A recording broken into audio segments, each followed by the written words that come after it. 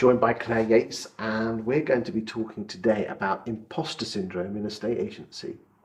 Talk to me.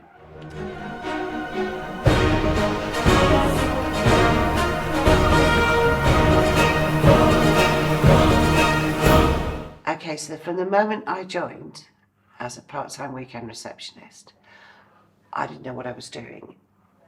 And actually, it turned out, people told me later, that I was a natural negotiator, that I didn't think about saying to somebody, if we can do this for you, can you increase your price? Or but I never realised. And depending on who was my next line manager, depending on whether that was praised or tatted or ignored, if it's ignored, then you kind of feel all the time, am I doing the right thing? And you bimble around, probably don't get much better. But then if you're promoted, as I was, then you go through another wave of it, going, I wonder if they're regretting promoting me. Am I showing all of the signs that I was worth that promotion? And that lack of confidence can manifest itself in actually making some really stupid mistakes. Because you don't feel confident going into a call, you can sometimes handle the call worse. It doesn't take much to help somebody with imposter syndrome to explain why. And say occasionally, this is why I've put you in this position. This is why I suggested you apply for this role. So there's certainly a responsibility on the bosses to spot the talent, get that person to the next level, but then also reaffirm that when they are there. Yes. In a previous video, you mentioned that you as a woman estate agent felt that you also suffered from imposter syndrome, and that you, talking to fellow women in the estate agency, most did suffer from that. Why is that particularly prevalent with women?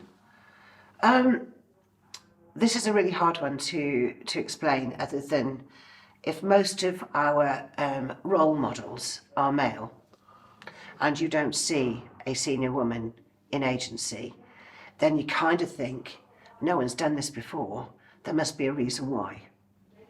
And I had a father that told me I could do anything, but it didn't change the way I felt at work when everywhere I looked there were men in senior positions and no women. So it was almost like a kind of know your station thing. I don't think it was ever, no one ever said that to me, but it was almost implied by the fact that we were all part-timers and we were the only ones going home to our kids or citing that we had to go home for our kids. So I think that it was ingrained in us. Now that's starting to change, I think. Now we're starting to see some amazing women rising up through the ranks in property.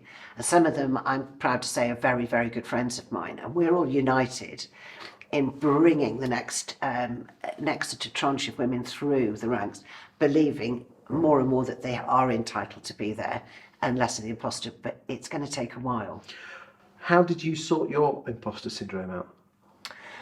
Funnily enough, I had to leave a job and go self-employed before that happened. And when I did, all of these people suddenly appeared out the ranks going, well done you. We've always thought you were amazing. We've always thought that you hadn't shown your true potential in this role. Or why did you stay there so long? And I'd only left because of a temper tantrum. I'd just been pushed that one bit too far, and I thought, I can't deal with this anymore. I can't work for this man anymore. I'm going to have to walk out for my own self-esteem. And afterwards, it was almost like this massive round of applause went off. And then people started to say, your training programs are really good. And then I began to feel, actually, this is something I really can do very well. So it was the support of lots and lots of people, and winning contracts on my own, and nobody else telling me that I was there because they got me there. So it sounds like there's also a responsibility. You have a self-responsibility to yourself to believe in yourself.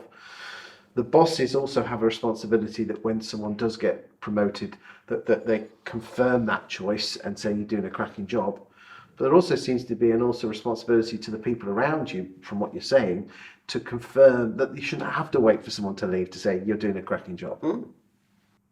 2 consecutive bosses told me after I'd resigned that they wished they'd told me while I was employed how well I was doing. Such a simple thing though, isn't it? Yeah, the one guy said, I should have told you you're the best salesperson we've ever had in this office. And the other guy said, I should have told you that your leaving was probably going to cause me enormous damage and I should have done more to keep you. But by then, I've already walked out the door. So just imagine how many of those messages haven't been said. And I do think that sometimes if you find a great employer, it is a bit like a marriage, and maybe people start to take each other for granted. And sometimes you have to go and say, I love you, more than once a day to make sure that somebody hears it, and particularly with employees. Thank you for your time today. It's been insightful.